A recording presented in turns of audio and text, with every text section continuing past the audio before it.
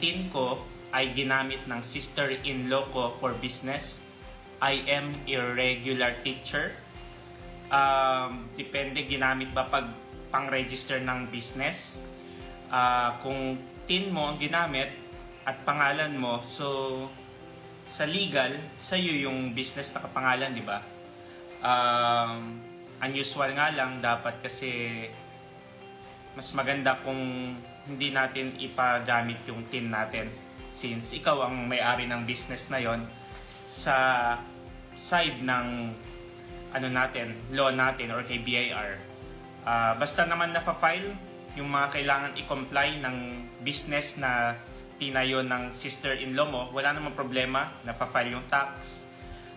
Ayun, unusual lang, di ba? Kung gagamitin yung tin mo para i-register yung business na hindi naman ikaw talaga yung mag-ooperate.